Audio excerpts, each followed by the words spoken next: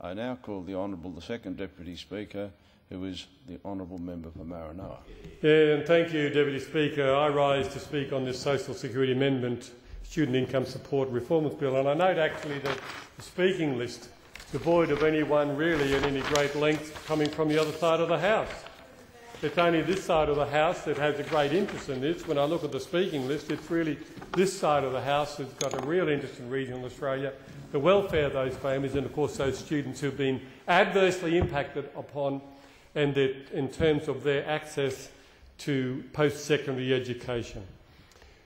Deputy Speaker, for 2 long years the Coalition has been fighting this issue against the Labor government and their unfair tightening of the criteria for youth allowance. And all we ever got when we put up amendment after amendment, through whatever means we could find it or private members' bills from the other side of the House, was no, no, no. Every time we put up a sensible amendment, sensible private members' bill, one that would have addressed this anomaly and also helped so many families out there in regional and rural Australia that have been impacted by this very, very unfair measure implemented by the now Prime Minister, at the time the Education Minister. Deputy Speaker, it is since March 2010 that students living in inner regional areas have struggled, I repeat, struggled, to qualify for independent youth allowance because of the changes that were made to the eligibility criteria by this government. As I just said a moment ago, the then Education Minister, the now Prime Minister, first proposed a tightening of the criteria in mid-2009. And what it meant is that inner regional students who would have to work an average of 30 hours a week over an 18-month period, for 18 months over a 2-year period. Now, what we've seen here is obviously the government listen finally to this side of the House, and what we are now seeing is that these changes will be made. Yet this whole debacle is really just another example of this government's lack of understanding of regional Australia. And yet we heard when this government was formed that it was going to be a government for regional Australia, a firm and solemn comment and commitment by the now Prime Minister. It'll be a government listening to regional Australia. Deputy Speaker, if the government knew anything about regional Australia, they would understand about the tyranny of distance and how it adversely impacts on regional students, and particularly in Queensland, because of the diversity and the decentralised nature of Queensland. My own electorate of Maranoa, which covers 42% of the land mass of Queensland, 3 particular towns were considered as inner regional Australia. They were Dalby, Kingaroy and Warwick. And yet in the electorate of Maranoa there isn't a university, but they're considered inner regional Australia for the criteria for eligibility for youth allowance. Not having a university in Maranoa, or these 3 largest towns of my electorate, Kingaroy, Warwick and Dalby, means that students from right across the electorate, including those 3 towns where the biggest impact was being felt, have to leave home to gain access to post-secondary education. Dalby, for instance, Deputy Speaker, the closest university is the University of Southern Queensland in Toowoomba. Now, it's more than 80 kilometres away. Warwick is about the same distance from the University of Southern Queensland. The same university is the closest for the people of Kingaroy. But Kingaroy is 150 kilometres away. As you would know, Mr Deputy Speaker, the University of the Sunshine Coast is almost 200 kilometres away from Kingaroy. Yet these 3 towns, under Labor's unfair criteria, were considered to be even more metropolitan than the city of Cairns. Would you believe it? Cairns, which has an international airport, and Townsville also was considered to be more regional than Dalby, Kingaroy and Warwick, because Townsville, which is the home of the James Cook University, and yet Dalby and Warwick and Kingaroy were considered more regional than Cairns or Townsville. For instance, Deputy Speaker, those 2 cities, Townsville Townsville and Cairns are considered outer regional Australia. And that meant that these students in Cairns, which has their population of about 150,000 people, who would like to become eligible for the Independent Youth Allowance, can work just 15 hours per week to meet the work test for Independent Youth Allowance. But in Dalby and Kingaroy and Warwick, which have Dalby and Kingaroy have populations of around 10 to 12,000 people respectively, those young people would be forced to work 30 hours per week because they're considered more inner regional than those students from Cairns or Townsville. Deputy Speaker, it is just unfair what this government imposed on those students from rural and regional areas. One of the classic examples of the anomaly, Deputy Speaker, was the fact that these lines that were drawn on maps used a health map, access to health services. Nothing to do with education, but that was the criteria. So we took a look at this map. We looked at the lines on the map. Just north of Dalby, there's a little town called Killinbun. Little junior school there, state school, hotel, a business, a welding business, and a few little agriculture and people living in town. Lovely little community, about 150 people. But the railway line used to come into Killinbun from Dalby. It's disused now. But if you lived on the eastern side of the railway line, you were considered inner regional Australia. If you lived on the other side of the railway line, in this town of 150 people, you were outer regional Australia. That's how absolutely ridiculous these lines on maps were and how little this government understood the impact that it would have and how it would even divide communities. Deputy Speaker, this posed a significant problem for employees also in these towns. Where was the incentive to hire a young person and train them up, only to watch them take those skills away should they qualify for Independent Youth Allowance? Once they'd qualified for 30 hours a week for 18 months, working 30 hours per week for over a period of 18 months for qualifying for the Independent Youth Allowance. I had many calls from these students and their families and some employees. They said, why would we take these people on for 30 hours a week? It's almost full-time employment. Only to realise that they're not on a part-time job, although that's the equivalent of what it would be. We would lose them should they qualify for youth allowance in 18 months to 2 years' time.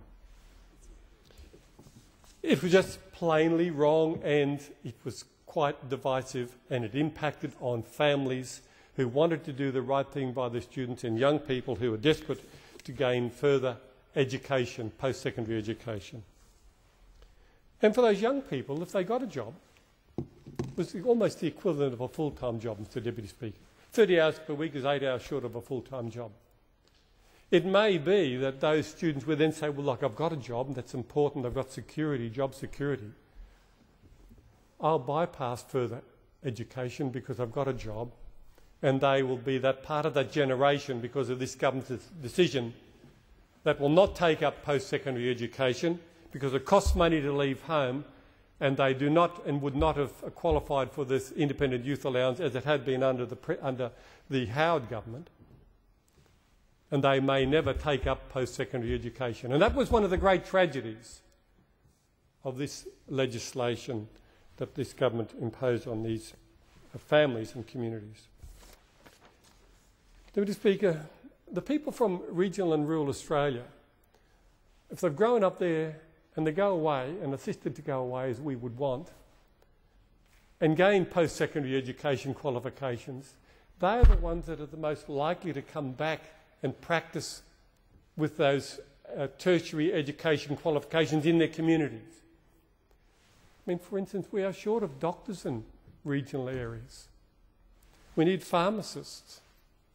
We need people in the law firms coming out there.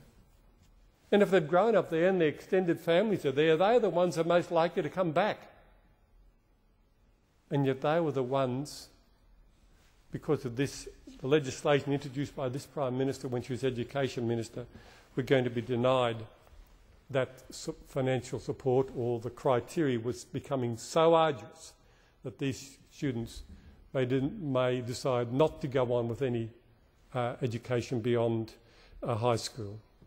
Deputy Speaker, I do now welcome this decision by this government to abolish the unfair inter-regional classification. They have now, at long last, after saying no, no, no, no to every amendment and every private members' bill that we put up in this place and in the upper house, they finally accepted what we have been saying to them, what we've been fighting for all along, and that is that regional students be considered for the youth allowance under the same classification. Now, it's a small victory for the families of Marinara who have supported me and supported the coalition and urged us and supported us to continue this fight and not give up the first time we got a no from the Labor Party and the independents who sit on our left on these crossbenches who supported the no, no, no, continuing saying no to the amendments and the private members' bills that were put up by this side of the House. So I say to those families out there, thank you for the continual support that you've given us.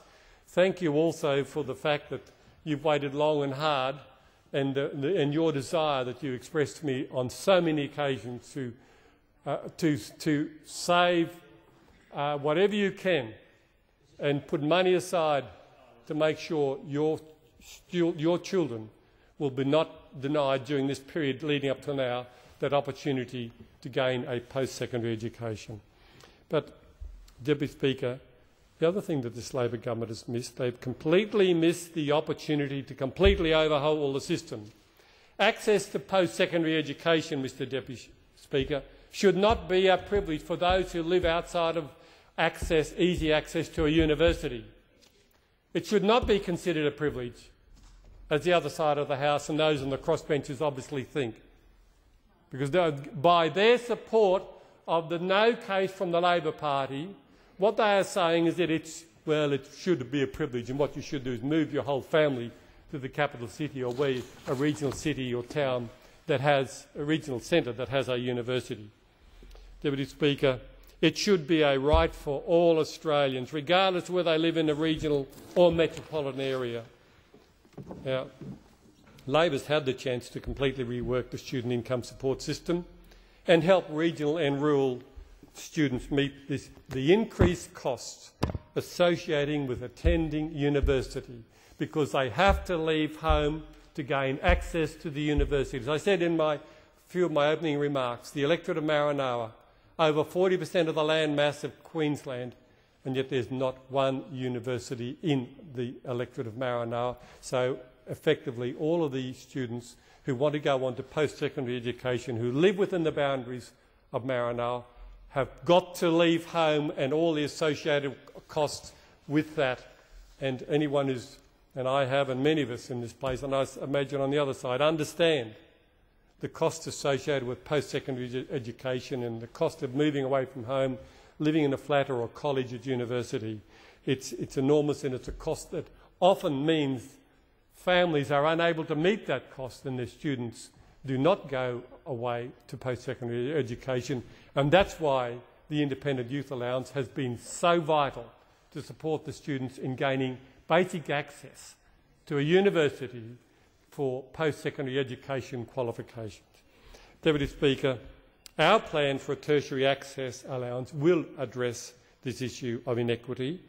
It levels the playing field so that all regional students who are forced to relocate to undertake university studies receive support for accommodation and living away from home costs.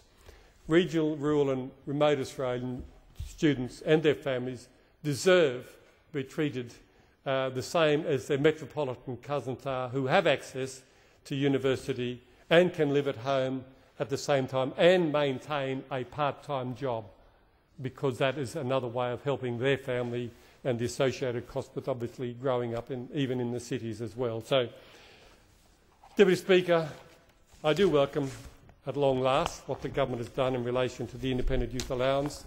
They've been brought kicking and screaming to the realisation that they got it wrong, just like so many other things they've got it wrong.